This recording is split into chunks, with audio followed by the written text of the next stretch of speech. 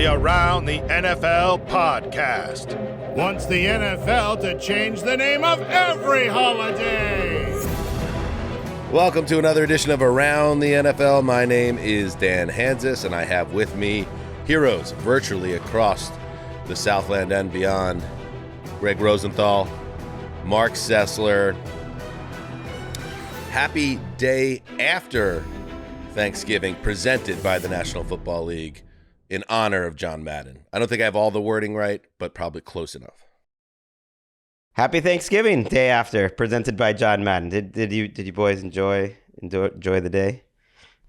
Very nice. had a great day. I noticed that the Black Friday Jets Dolphins ad that they ran came very close in tone and sort of authority to Dan's suggestion that at some point we'll just be rolling games out on Easter Sunday. They kind of like made it clear we now own this day. Right. They got it. They got Thanksgiving. They've always had Thanksgiving, and now they have Friday, and that's coming up in a couple hours. We're going to be watching that game, and we'll have the recap of that on the Sunday show. But for today, and it was a very nice Thanksgiving. We host it every year at our house, and it's a Friendsgiving, but you know the friends are very close, so it's like family. So it's a great holiday, and the one thing the NFL really has nailed about it is, you know, you can't imagine Thanksgiving without football, and especially without that first game in Detroit with the Lions. A game, boys, that we're going to get to first. We're going to go in order that none of us kind of expected to playing out this way, and it kind of changed for me a lot of my thoughts about the NFC underneath, you know, the big boys, which I don't count the Lions among at this point. Let's hit it. 23-14 Packers, 3:45 to go in the third. Watson to the left, snap to Love, lost the left side of the end zone, over the shoulder catch, touchdown, Christian Watson. Yes, yes, they make the Lions pay. 16-yard touchdown reception. It's 29-14. Wayne Larrivee with the call for WRNW. And, you know, we thought we were going to hear from Wayne, from Dan Miller of the Lions, because everything seems set up for the Detroit Lions in this great revitalization period to announce themselves as a dominant force and kick butt on Thanksgiving. But it went the other way. The Packers win 29-22, and it really wasn't that close. The tone was set on a Jordan Love 53-yard pass to Christian Watson on the game's first play. Greg, we talked about it on the Wednesday preview show.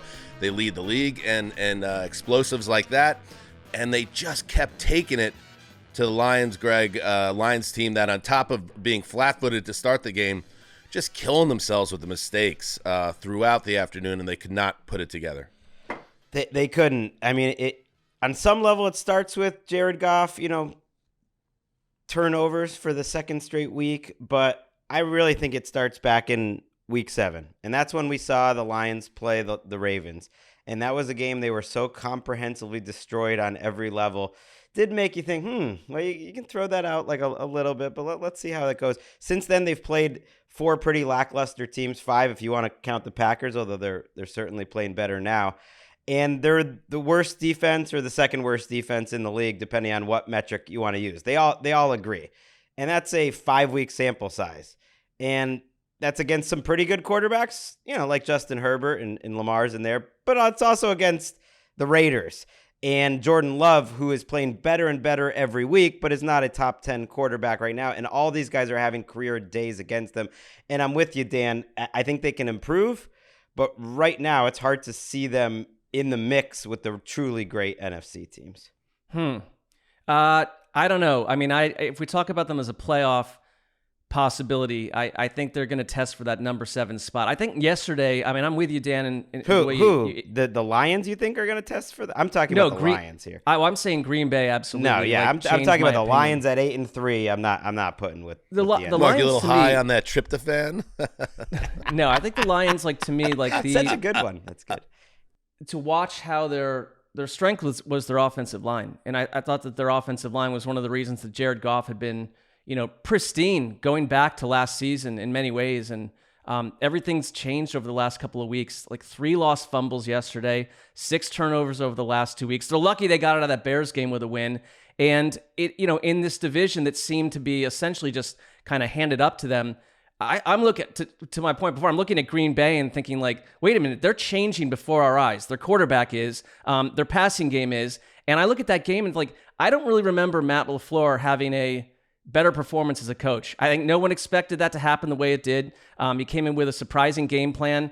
They stomped Detroit at home, doing what they do well now, and it's a different Packers team than before because of their quarterback, because of their young wide receivers. And I'm not really sure what the ceiling is for the Packers at this point. It's like they're still kind of growing before our eyes, but it's like they absolutely, like I thought a week ago, oh, the Vikings will take that number 7 spot. I don't know anything right now. Green Bay is kind of unpredictable. Well, listen, there's room for the Packers and the Vikings and the Lions in the playoffs, and the Vikings will get their game on Monday night to continue to build for them. But yeah, I don't think if Detroit had a more difficult schedule, if they had Seattle's schedule, for instance, and we're going to get to the Seahawks a little bit later, I'd be very worried about a tailspin for this team because you've seen the Goff and the offense really kind of stumble, and this could be a slump or it could be the sign of an ugly comeback to earth. It's probably closer to a slump, but the schedule is so soft that I think Detroit is going to be okay and get to that 11 wins. Probably 11. They feel to me like 11-6. That's going to be enough probably to win the division. The Packers are now a team of fascination for me because of Love mostly. I mean, and you're right about LaFleur because, he was taking on a lot of criticism early in the season. And I think there was some kind of sideways glances like he was being exposed now without Aaron Rodgers. But instead, you look at this team now as we head toward the final stretch after Thanksgiving, and he's got Jordan Love playing at a high level the last few weeks. He was an excellent quarterback, and that's a huge benefit or a credit to an offensive-minded coach like LaFleur. So he has the offense cooking. The big plays continue to be a part of things. Christian Watson is coming out of his shell. I think he's going to have a big close to the season now. And, yeah, I like the Packers as a team that can make the playoffs, and I would not have predicted that a couple of weeks ago. Did we fork them? I don't think we did, no. Okay, good. I have no recollection whatsoever of our fork committee. They do have the Chiefs, next week, but after that, all the games are winnable. And so I'm with you. But even if they don't make the play, whatever happens, this season is somewhat about Jordan Love. The GM Gutekunst, I think he said that, I don't remember if that was at the bye week or if it was after the bye week of this is an important stretch here for Jordan Love. And I think back to that Rams game, and I do think that's when it all changed. I know that the box score wasn't crazy in that game. They won 20-3, but his decision-making was really good. And then he played well again the next week against the Steelers. And I remember saying at the time of the show, I thought those were his best 2 games of the season in a row. I know he had some nice touchdown-interception ratio early in the season. Felt a little fluky, felt a little fake to me, to be honest. Like, he had some nice throws, but it wasn't him doing it. And these last 4 weeks, and you saw it yesterday, was some next-level quarterback stuff. He's a very weird quarterback, but he passes the test where if he's protected, he can obviously make some big plays. They cooked up the Lions in play action. They attack their weaknesses deep down the field, and they're not good deep down the field. But the thing I like about him is you see that sidearm angle to Heath early in the game. You saw the accuracy on the touchdown to Reed. But if you kind of go through his snaps on a snap-to-snap basis, he seems like a quarterback. Like, he seems like he's making decisions. He's recognizing blitzes. He's getting to second and third reads. I think he makes some crazy throws, and he's not the most accurate quarterback in the world. So there's a little ups and downs. But, the processing, the mentality of it all is like, okay, this is a quarterback. And if he keeps building off this, if he plays like this at all for the rest of the season, it's like, okay, we've got year 2 of Jordan Love in this very affordable contract, and we at least know we're going into year 2 with him still as our quarterback. I'd also, we on Thursday, we noted the laundry list of injuries that the Packers had coming into this game. And so a lot of that play action happened without Aaron Jones in the lineup. And earlier on in the year, when Aaron Jones was lost for a long stretch of time, it really handicapped and capsized the offense. And yesterday, that just was not the case. A.J. Dillon did just enough for him, but the aggressive nature of what LaFleur has Love doing, I think, is very exciting for Packers fans because, I don't know, about a month ago, I was like, I don't know about this Jordan Love thing. It's we'll see. He seems very middle of the road, and there has been tangible, visible growth.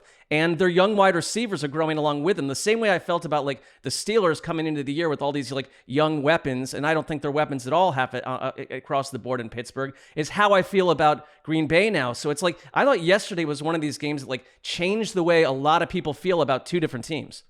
On the other side, at the quarterback position, we've touched on it briefly here, but I thought Goff was terrible, and he was coming off a multiple turnover game the week before, but this time the ball security was woeful. It reminded me of the late period with the Rams. He was missing throws as well. There were miscommunications with his wide receivers. They couldn't get on the same page. He was an issue for them in this game, and if Goff is not going to be his pristine self he's been for the majority of his career with Detroit, then the defense is going to be what it is right now. That is the recipe for a lot of losses. Here's Dan Campbell on his team's sudden swoon. Again, the easy thing is to get in panic mode, and I know, what it looks like, and it wasn't good enough out there, but I'm not panicked. We got the right guys here. We know how to play. We got to clean some things up, and we'll have 6 to go when we get back. And the fight's on, man. I mean, I think there's going to be some cruise control. We're going to have to fight and scratch and fight and claw for everything, man. We have to. That's the type of team we are. That's where we're at.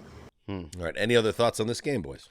I thought we saw a little bit from Jameson Williams, but I want to just note that one of our listeners chimed in with something that I'd mentioned on the Thursday show about, I thought, various matronly aunts around the country would take a look at Sam Laporta, who had a nice start to the game, then the thing went sideways. But I don't know if we have this tweet, Eric.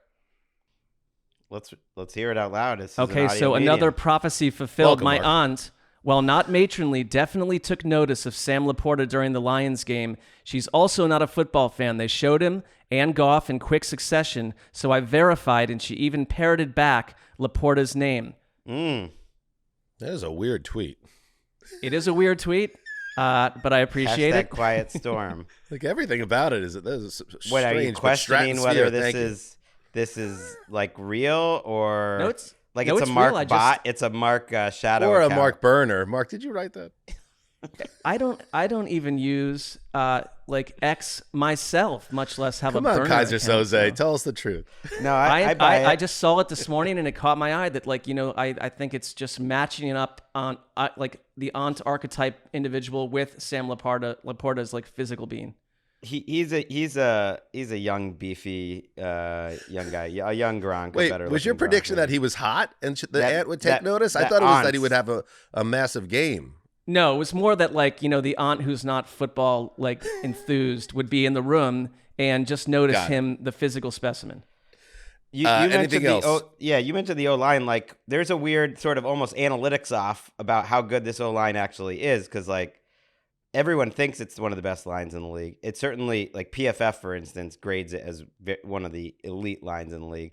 Pass rush win rate, run block win rate, not so great. Certainly the eyeball test the last couple of weeks, not so great. And Jared Goff, more than any quarterback in the NFL, is impacted by pressure and just turns into a totally different dude. So it's they've had a couple injuries, and Vitai's not coming back, I don't believe. And it's interesting because I think the whole idea with Campbell was we're going to be great on the lines. And their D-line with Hutchinson and McNeil, even though those two players are both good, they're bad. And so now they just don't get enough pressure. And their cornerbacks, they're bad. That's a bad combo. Not enough pressure and bad cornerbacks. So on one side, you got some issues. On the other side, if the O-line starts creaking, then you're right, Dan. But I'm not panicking. In both of these games, it's even in a bad game, they still get 464 yards. They're going to move the ball. I know it was... There was some garbage lipstick on the pig there late, too, Greg. Absolutely, but they were moving the ball when they're not turning it over 7 times in the last 2 weeks or whatever. All I'm saying is, they're going to be getting first downs. They are a nasty running team. I'm not too worried about them there, but the defense is, legit bad. And if they're the home team... And it's all about it. We're a ways away from the playoffs, but they are the team, the 5 or the 6 seed, might want to be playing here in the playoffs because you could put up a 40 burger. I don't know. If I'm a Detroit fan, I'm not letting it be known. I'm a little bit nervous right now. That's all. I'd agree. A little bit. Analytics off, Greg, you said. That sounds like the worst time ever. And by the way, I did last night watch the Barry Sanders doc on Amazon and reminded you of his greatness and also the the struggles of being a Lions fan, especially from the perspective of Eminem, Jeff Bridges, and Tim Tooltime Allen. I don't know why do documentaries always have to be like, we need to get these celebrity sports fans in. And it's like Tim Allen was in this documentary for like maybe 2 lines. I watched the first hour maybe so far. I was waiting for Walker to get back on whenever night that was. He went to the Lakers game with a friend. And I did not see Tim Allen. I haven't gotten quite to the end. But I thought when Jeff Bridges said he identified with Barry, that was incredible. I loved it. That Barry was just a man, the life, the juice. It's all from when the whistle blows to when the whistle stops. And anything other than that, not interested. He doesn't need. Just like Jeff Bridges, there's a certain type of actor. When they call cut to when they call cut. Bye-bye. That's when it matters. And other than that, it's nothing. So Bridges, the parallel is Sanders. striking. It is kind of crazy to watch Barry Sanders now, and those clips don't age at all. And you're like, oh yeah, that would still be by far the best running back in the league. It's crazy. And my Barry Sanders story, which I think I've shared on the show, and I was hoping it was going to make it into the doc, but nobody contacted me, is when our old boss, Justin Hathaway, Mark, worked us 80 hours for that first Super Bowl in Indianapolis, Giants-Pats 2. Yeah. And he had me cover the flag football, celebrity flag football game. And Barry Sanders was on the game. It was on one of the teams and was not involved with the offense. They were running the offense through Maria Menounos. And Barry Sanders is there. Nobody's even talking to him. And I'm like, that's like maybe the greatest running back who ever lived. That's an odd approach to offense. Feels like a Chip Kelly invention. All right. Good stuff. And the Packers, by the way, thank you to Eric Roberts, 17 players were on the injured list in that game as well. They had no business going there and bullying the Lions in that spot. So, interesting. All right, let's move to the middle game.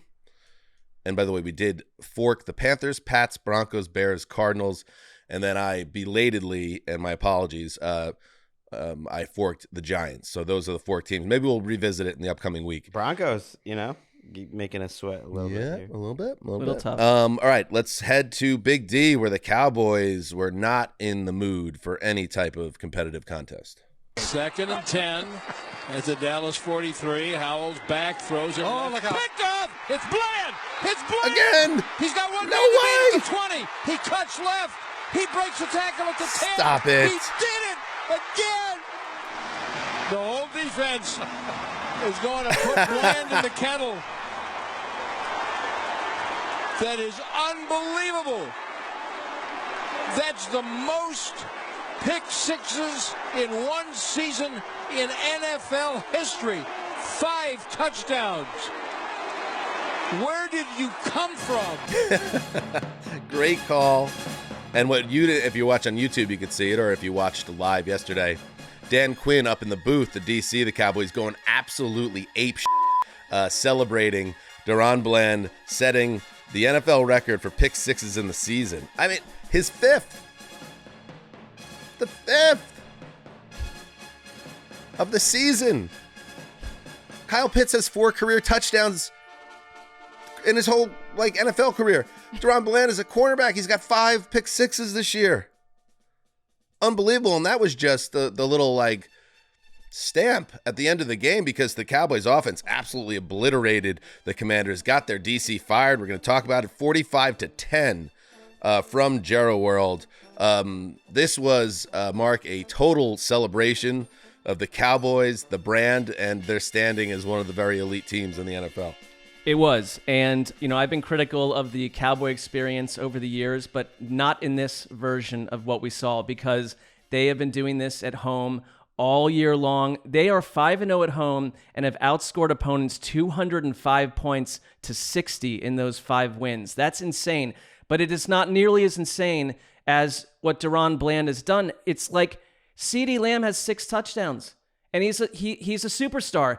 The degree of difficulty of what Deron Bland has done is wild to me. That was not; these aren't picked off at the goal line like what we saw in the Seahawks-Niners game. It's like that's a 63-yard return, and it's done it over and over. And it's like I don't. There are certain football records that we can argue matter or don't matter.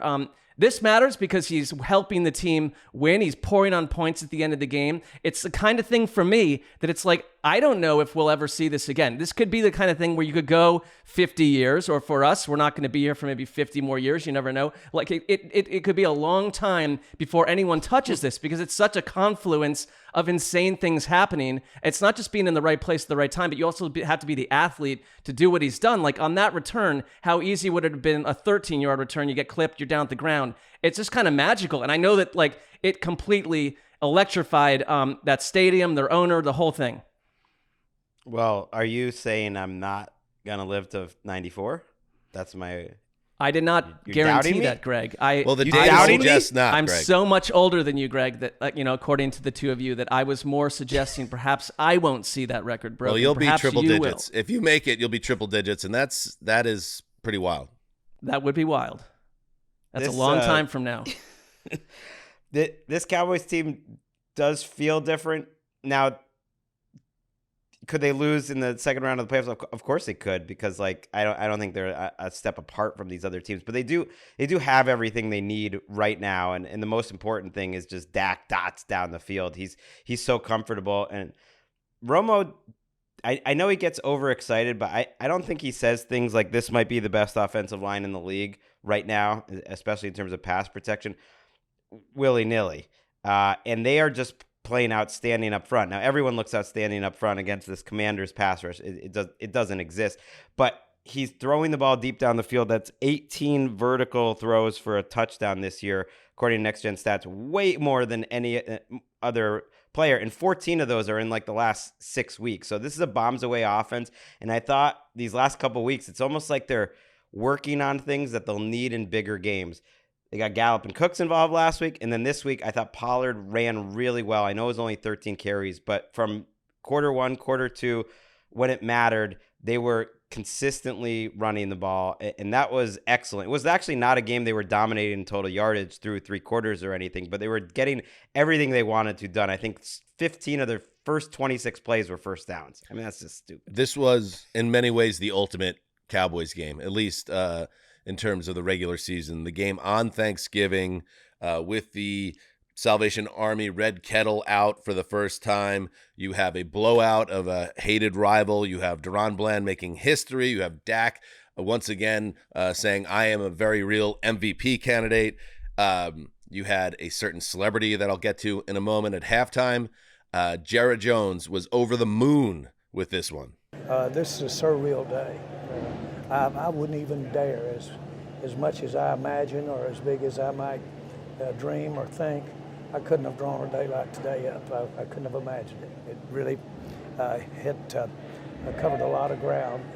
And Don't you get the feeling that the atmosphere, and maybe Jane Slater would be the best person to ask this question to, but when things are going well for the Cowboys, it just seems everyone, when you see those like group interviews and stuff around Jared, like everything is good. Everybody's in a good mood. The Cowboys are kicking butt and spirits are high. And if Jared's spirits are high, you can tell that whole vibe around that team is glowing. And that's certainly where it is right now. I'm totally with you. I think he's really well liked. I'll never forget actually being in Dallas a number of like Thanksgivings ago. That's like 2000, Drew Bledsoe era, and went with my uncle and cousins to the Cowboys game, and I watched Jerry Jones before kickoff individually shake hands with, I would say, roughly 400 people. Like he took that time. So it's like, it is his baby. It's his thing. We've always known that. And I've always felt like there's always like an air of like hyperbole to anything he says about the team. But in this case, this season and yesterday, I did not feel that. I think it was like this is a different Cowboys team to me than one that we've experienced together on this show. He was quoted as part of that scrum as saying, I'll put some Super Bowls in there. I don't know if I've ever had a better day with the Cowboys than today. And that's all about Thanksgiving. Like, I believe that he believes that in the moment. He's saying that in the moment. Thanksgiving is the ultimate Cowboys holiday celebration. Wes and I love this book, Billy Fountain's Long Halftime Walk, which is a great book sort of about the NFL and military service and football, and it's set on Thanksgiving at these games. And there's something so American for good and bad, like about all this. And the Cowboys putting a bang thing on the Commanders is like, that's I'm sorry, what's bad about it out of curiosity?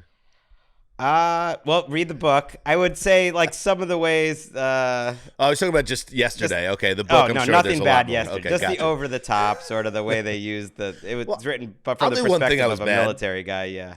Because Greg is very well known for putting myself in line on this, the celebration of people being fired from their jobs, because the Cowboys decimated the Washington defense to the point that the new owner of the team, Josh Harris, fired defensive coordinator Jack Del Rio after the game. They also parted ways with defensive backs coach Brent Wieselmeyer. So tough Friday. Here is a missive from the new owner of the Commanders. We haven't heard from him, obviously, a lot. He just succeeded Daniel Snyder a couple months ago. I feel exactly how our fans feel today, disappointed and frustrated. It's how our players and staff feel as well. I knew our first season of ownership would include challenges along the way, and we will not shy away from hard work, nor will we be deterred by adversity. As Coach Rivera and I discussed, all of our energy for the remainder of the season will be focused on playing better, more consistent football and developing our players while intently evaluating the areas in which we need to improve this offseason. Our fans deserve a team that can compete with the NFL's best and win sustainably over the long term. I will not waver from that mission. Okay, so strong words there from the new owner, and it did make me think when I heard this morning, guys, that we talked about a couple weeks ago that the setting and environment in the league right now is very, very ripe for mass dismissals at the end of the year. Head coaches in danger.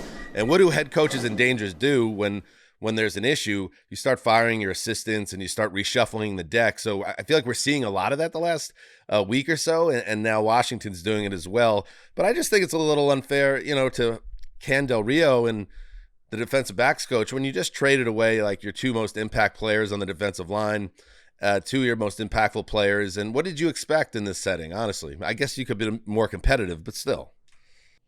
I think it's warranted only because this defense and it's Ron Rivera's defense. So it's a weird move because like Ron Rivera's almost certainly going to get fired at the end of the year. It's almost a move that signals to me, look, we want Ron Rivera to land this thing, but we want to show our fans we want to do something now, and we're not going to fire Rivera till the end of the season or maybe week 18, whatever it is. But this is a really poorly coached defense. I thought Del Rio was an uninspired hire to begin with. He lasted a while, and no team has more like coverage busts over the last 4 years than Del Rio. They're either really awesome, or they're terrible, and there's nothing in between. There was a scout for that works, I think, for Cowboys.com, Brian Brodus, who pointed out on the Cooks touchdown, they've run that route a lot all season, but the only team that fell for it like a banana in the tailpipe and played it so poorly all year was Washington, and they had a walk-in touchdown. Yeah, they were 32nd in DVOA. It's weird because under Del Rio, they were 7th last year, 27th the year before that, and 4th. So they've been all over the map. I'm with you, Dan, in the sense that I just think it was more of a statement move or like what you just read. It's like a signal to the fans. Like, we're not just sitting pat. We see what you see. We're as frustrated as you are. I just, part of me wonders that maybe Ron Rivera is allowed to land the plane, as you said, Greg. But I do wonder if maybe this would be an opportunity, if you want to go interim, to see what Eric Bieniemy could do for a stretch of time here. I think this really signaled we're not going to do that. I mean, you know what I mean? Like, today would have been the day to do it. But I guess the problem there, then he'll get swept out too potentially. It's like it's another. I thought he's done a good passed job. Over. Yep. Right. By the way, let's give it up. Mike McCarthy. Come on now. He's got this team humming. He does. Remember when Kellen Moore left in the offseason? Everybody with their little jabs like, oh, he's going to run the offense? How imaginative. Texas Coast offense is humming. Okay. I mean, you're right. You're right. And I like, by the way, they've set up a really nice stretch run. Now, they'll be heavy favorites over the Seahawks, but it's still an interesting game. And then Eagles, Bills, Dolphins, Lions. Really fun stretch run. We got a lot of actually. I looked at all these contenders' schedules. There's a lot of good regular season games left. The schedule makers did nice job. Nicely done, Greg. And finally, I thought the best part of this middle game because it wasn't overly competitive, as you could see, was Tony Romo just, basically losing control of his emotions when talking about Dolly Parton's halftime performance while wearing a Cowboys cheerleader uniform. She's like 80 years old. It's very impressive, Dolly, and she's a national treasure, and we love her. But nobody loves her more like Tony Romo. Please watch this or listen, and you could hear Jim Nantz getting increasingly concerned as Tony can't move off the idea of Dolly Parton in a Dallas Cowboys cheerleader's uniform. Field is all set after the Dolly performance. We are the champions, and she was wearing the Cowboys cheerleading outfit. Yeah. You saw that coming, didn't you? You said, I think she's going to go with a little cheerleading outfit tonight. And I was like, wow, it's pretty good. What do you think we're going to see? I mean, she looks amazing, right? You never know what's going to happen wonderful. Here. Who doesn't like Dolly Parton? No, she's absolutely an American treasure. That's for sure. And you are too, fast becoming. As you look at the quarterback comparison. I've got another take on Dolly that might even top this from our old friend on the show, Mary Kay Cabot. She's actually over-indexed mentions. Here was a tweet from Mary Kay Cabot yesterday on Dolly. Yeah. Sitting on the couch watching some football like a big stuffed turkey, and then Dolly happened. Hopped on the treadmill, booked a consultation for implants, and reassessed my life's goal. LF, let's effing go. Mary Kay Cabot. Feeling no pain on Thanksgiving. I love it. Feeling good. Feeling real good. That is unlike any other Mary Kay Cabot tweet ever. It's amazing. The kind of the glow in Romo's face is really what takes it to the next level. Like, he's not ready to get back to being an analyst at that point. Nance tried so hard to get out of that. Nance desperately trying to pivot. But you know what? Like, everybody's got to stop clutching their pearls. And you know what? Tony's right. That was incredible. And Dolly Parton, if you want to do some, and I didn't really know Dolly that well other than how everyone else knows her. But my wife loves Dolly Parton. And she is an incredible kind of humanitarian, and the amount of charity she does, in addition to being obviously a very talented actress and singer and all that. See, now I'm Romoing out to her. No, I think it's appropriate. You've done a nice job, and we didn't try to sidetrack you off of that. All right. Let's take a break. Just, talk a little more Dolly off mic, and then when we come back, we'll hit the primetime game. All right, we are back. Marc Sessler in the V-neck. There is one other Cowboys note. I don't know about you guys, but this is more of like a parabolic mic item, I think, depending on, game to game. It's an island game in the middle of the day. Dak Prescott's pre-snap cadence. Can we just play this, Producer Eric, please? Producer Eric. Yeah, here we go. Did you not hear this? Host Mark. I want it one more time. Here we go. Oh, yeah. It was like 347 times this played during the game yesterday, and it just seemed to get louder and louder, and it's like, I don't know. Is it a tell as a pre-snap cadence? I love how he says it. It doesn't sound like a human almost. Well, it's his Green 18. Green 18. It's his thing, and he's been going hard at it now for a month plus, I would say. Yeah, here we go. To the point where I'm just saying that sometimes, just in my everyday life. Just here we go. And I think it's a nice way to just set off a conversation. It's like when Creed rips into My Sacrifice in the encore, and then half the audience does this. Yeah, here we go. I feel like some of these quarterbacks, they know what we're going to talk about it, and do they lean in from an inflection or vocal point on some level to make it a little even more absurd than it needs to be? I think we all know what he's trying to say. Well, I got to tell you this, Mark. I haven't released my top 5 cadence rankings for the season. It's an annual event people really look forward to.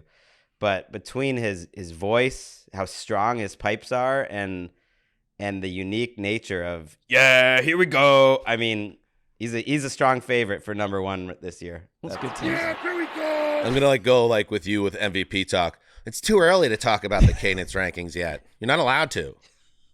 I'm not. Please. Now it's. Oh, by the way, brother. it's not too early anymore. My point now is that like whatever's happened to this point almost doesn't matter. It's still going to be moving forward. Dak started it yesterday. That was a nice one because everyone's watching that game. It's like the most watched games of the year, as opposed to the other Cowboys games that nobody was watching. Right? Nobody watched any of those. Speaking of which, as good as Shamgod did with that call, Brad Sham, the Sham God. You know, we were talking Nance and Romo. What a job by Jim Nance on the Deron Bland call there. I loved seeing Nance getting excited in a big spot. Let's hear it. 2nd and 10. There it is. This is history. If Bland can take it the distance, this will be the record. Bland for the 5th time has a pick six. It's never happened in the history of the NFL. And what a call by you. You got me with goosebumps, Nance. That was unbelievable. Excellent. You're right. Excellent call by Nance, who's a Hall of Fame broadcaster. And it's also a very Romo move to his first analysis is on the call by Jim Nance. I wish he didn't do that. No, he didn't need to do that. But he can't. I think that's part of like the give and take with Romo. Like his exuberance. He just says what's on his mind, like the Dolly Parton situation from minutes ago. All right, let's get to the final game. This one was also a one-sided affair. 1st and goal, 8-yard lines left. Toss to McCaffrey, coming left. Stacked up, stays patient. Squirts through and takes it all the way down to the goal line. Touchdown! CMC, what a run that was! CMC, TCB, a slow fuse on that one because there was nowhere to go. And McCaffrey taking care of business. Man, they love the acronyms over there.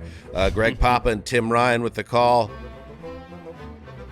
Awesome performance by Christian McCaffrey, who, if now Greg has deigned that we're allowed to talk about the MVP race, man, where is he in the conversation? Producer Eric, as Mark referred to you earlier. I call you human, Eric. Or just Eric's good. Can you see, or Eric, can you see, bud, where Christian McCaffrey is in the Vegas MVP odds? Because he deserves to be there. He ran for $114 and 2 scores in the first half, putting the 49ers ahead, and they cruised to a 31-13 win over the fading Seattle Seahawks, who are in a lot of trouble, Greggy. The Niners did what they wanted on offense, and even the Seahawks touchdown came on a pick six. So, yeah, this was dominance on both sides. It couldn't be more one-sided. I think has a lot of soul-searching going on in Seattle. But let's talk about the team that matters the most here first, and that's the 49ers. And watching this game, it occurred to me, like Kyle Shanahan's 49ers system, essentially, this offense, has now been there for 7 years. It's been in an NFL where a lot of things change. Like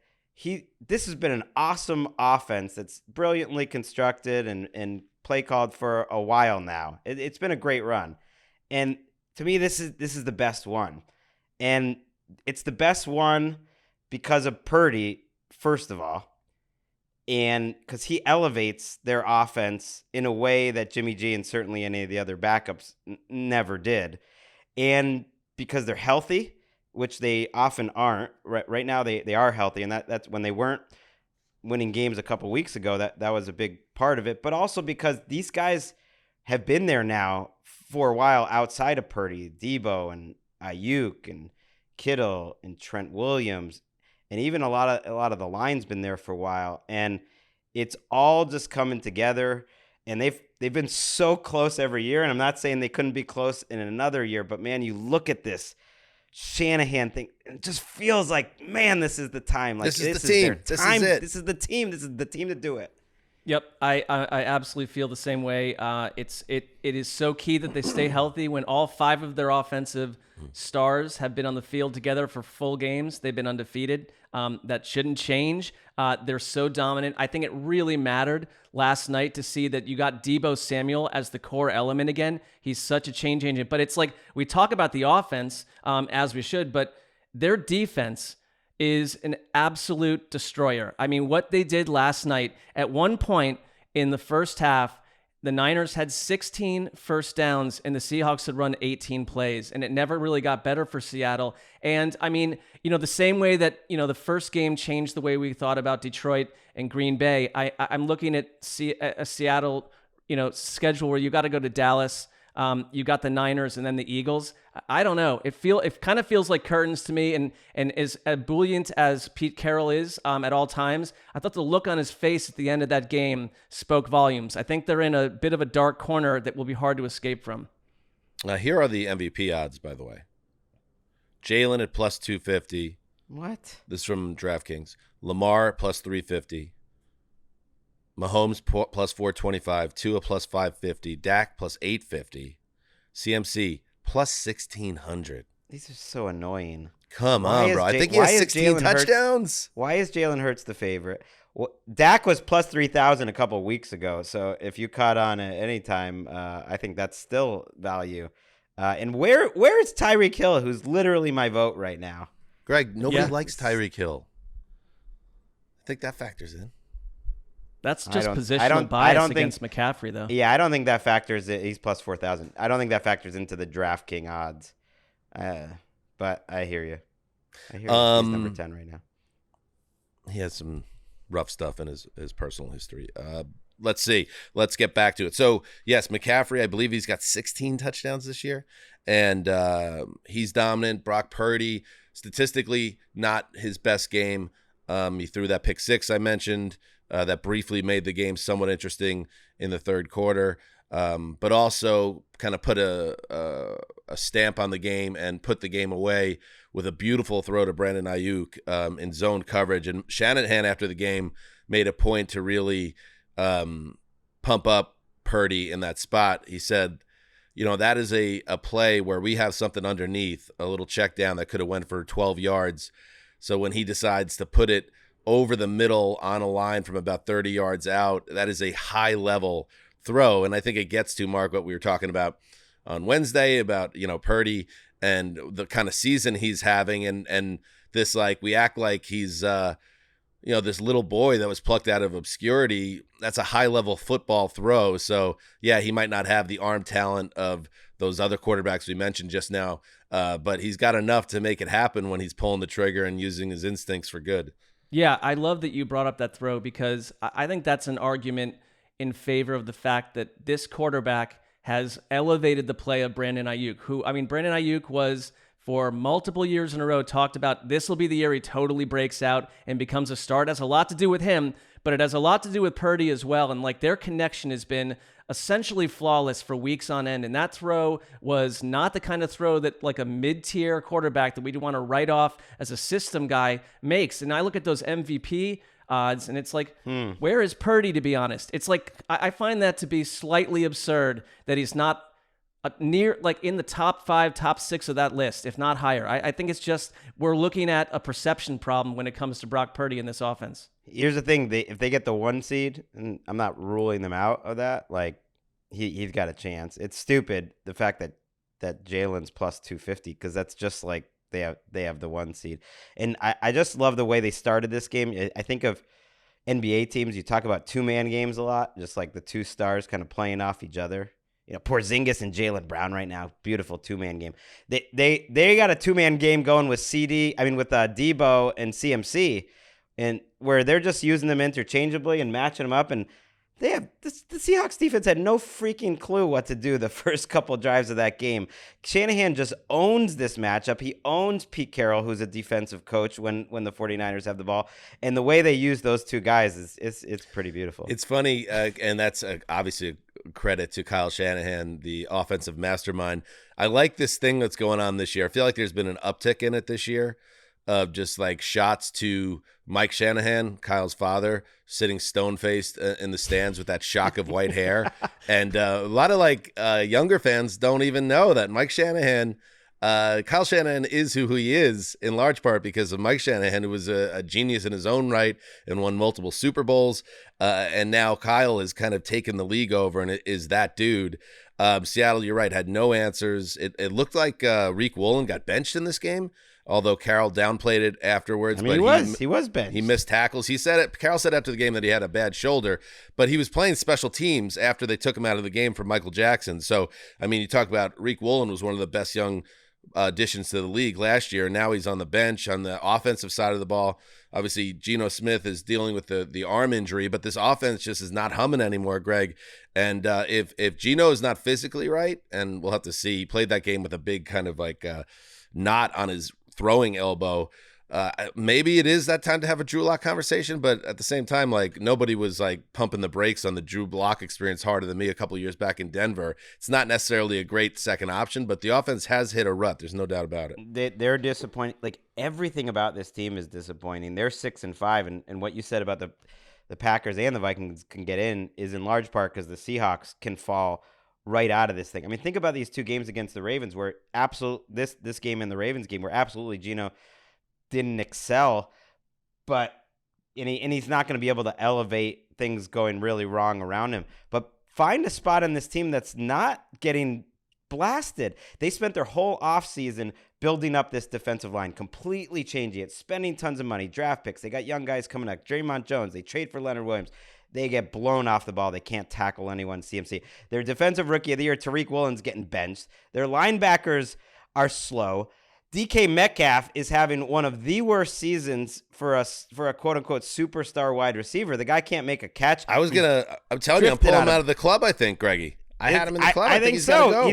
He's killing my guy, Geno. Geno's not great, but two drops that killed drives, and then when it's 14-3 and you're trying to change the game, and that could have been a touchdown or at least a 50-yard play down the field, and DK just drifts and drifts. And trust me, Seahawks fans have been losing their mind over DK's play in this game. And then their O-line stunk in this game. Most of those sacks were quick sacks. So it's like, I just don't see what they're good at. Maybe they're average enough to win 9 games again, but man, it's pretty disappointing. It's very disappointing. This is also one matchup that they cannot solve. And I think like last year on Thursday night, like Charvarius Ward versus DK Metcalf was physical and it went both ways. Like last night, he was just taken out of the game, DK Metcalf, and then you got nowhere to go. I'll give the final word to Christian McCaffrey, who deserves to be way better than plus 6,000, because he has been 1,600, buddy. By the way, 1,600, just 1,600 for accuracy. 6. Thank you. And That's Purdy's important. plus 3,000, number 8. So he's sort of in the mix, but not really. Ridiculous. One of the things I like about the write-ups by the AP and others on Thanksgiving is just like a lot of turkey talk. Just like turkey talk slips in there. And I want to hear this quote from McCaffrey because I'm reading it and I'm like, man, this guy's really going into detail about this turkey. And it's like slotted in between two like beefy graphs about the, there's like statistics about this win. And then you have, all right, I'm going to drop in the CMC quote here. And the guy's just going on and on about the turkey. That was awesome. It was actually really good turkey, too. I have no idea how they kept all of the dishes were hot. I was bummed I didn't get the sweet potato with the marshmallows. I don't know if they had a fork, but then we had to pick the turkey leg up. By that time, I was eating the turkey. But the turkey was really good, well cooked, wasn't dry at all. And like I said, still hot, which was impressive for being, 20 minutes after the game. I don't know where they kept it, but it was good turkey. Somebody give CMC an update how they kept the turkey warm. What did they use? Was it an oven kept on low? Was it just covered and kept maybe in a microwave with the microwave off? Like, how did they keep it? Was there one of those burners underneath, but they were very careful not to have the burner turned up too high? You know what I'm talking about? Those things? I don't know. They got to have an oven. They got to have a kitchen somewhere in the bowels of that stadium. But I was thinking as we're listening to that, like, man, I've rarely heard CMC talk at length. And maybe that's why he just gets super nerdy about turkeys. And that's he was spinning out there. That actually was a quote from July. I mean, the guy, that's all he talks about. I got to say, I watched this game with, friends and their families, and a lot of kids were there. And no moment all day popped to them like George Kittle throwing that turkey leg up into the crowd and running with turkeys afterwards. That was huge in the 10-year-old set. They were talking about they wanted to throw some turkeys. It was just like that popped. So that was a nice moment for Kittle to really break through. By that moment in my house, and I still have a family here that stayed the night, The Princess Bride had been turned on by that point. Okay, yeah, that makes sense. You skipped that. We had a late thing. As you wish. Anything else? No. All right, I'm going to go play football with some kids now. Really? Yeah. Dan, I might be QB. I hope you will dominate then. Like, that sounds like a good spot for you to really shine athletically. Yesterday we played also, and it was tough because I had to be we used to call it automatic QB. But I think my son corrected me and said now that they call it all QB or something. But anyway, we had an uneven number, so I played QB, and it was tough when you automatic QB on both sides because it's like Barry Sanders in that flag football game. Like, I'm trying to distribute to all these kids, and there's so many mouths to feed, and nobody's happy at the end of the game. You can't win as automatic QB because everyone thinks they should have been targeted more. And here I am. I've completed probably about 60 or 70% of my passes, and half the kids can't even catch, so that's a pretty high percentage. And after the game, I'm being told that I was leaving people out of the game plan. Wow. So we got another game about to play. Now we have even number because some people went home. And I'm going to be playing defense, and I'm going to be very physical. And I'm going to send messages to those who complained about my quarterback play, specifically my eldest son, Jack, who thought that I cost him the game yesterday by not throwing it to him literally every time. So don't get mad, get even. I'm gonna be hitting. I'm gonna be hitting like who's our friend there. Kareem? Who is it? Kareem Jackson. Yeah. I'm hitting like Jackson in this game. Okay. I wish I was there. Not to sound like Sessler when he plays tennis with his family, but we played a little football too yesterday, and I almost thought I was dominating the game so much that I had to back off and not be as show-offy with what was going on. Like you said, distribute it around, but the explosiveness was absolutely there, and I was very proud of my son though to finish the game. Had a key Charvarius Ward like pass breakup on me, so in a big spot, I ultimately didn't come through for the team, and he knocked that thing out of my hands like Charvarius Ward. I mean, we've played with Walker in the past, and you've seen those innate DB skills, so I'm not surprised to hear that update. I like to keep my sons in games where I'm involved, but very rarely do they get the W, and that's the way I was raised as well. My dad in one-on-one basketball took me I was like a sophomore in high school to finally beat him. He did this back down move in the post where he would back me down, and then he'd use his left arm as a clear out and do a little jump hook, and it was total BS. And I would tell him that. And I actually told him that last week because we were reminiscing about it.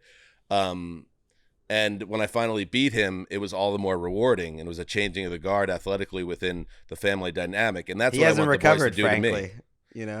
Right. He still talks about that. So when they beat me, they'll beat me, and that will be a moment, or they'll never beat me perhaps as well. I'm like Barry Sanders' monster of a dad. No, that's good dad work. On the tennis court, I keep the foot on the gas, though. I'll tell you that much. I know you do, buddy. Never forget that Barry Sanders' dad, on the day that Barry ran for 2,000 yards in 1997, when the first thing, not at the 2,000 yard, when he went to the Hall of Fame, Barry Sanders' dad, for Sanders' induction and gave the speech, the first thing he said was that Jim Brown was the greatest running back of all time. And then he said that his son was the third greatest running back of all time. And everybody was like, who, what did he mean? Who's the second? He called himself the second greatest running back of all time. Imagine. Now that's taking it to an extreme. Yes. I did not know his dad was a handyman. Right. And he literally did not play professional football. Anyway, be nice to your kids, because one day they'll have to take care of you. All right. Happy Thanksgiving weekend, everybody. Enjoy it. We'll be back on Sunday with the full recap of both the Black Friday Jets-Dolphins affair. Can't wait. And everything on Sunday. Until then, you know what you got to do. Heed the call.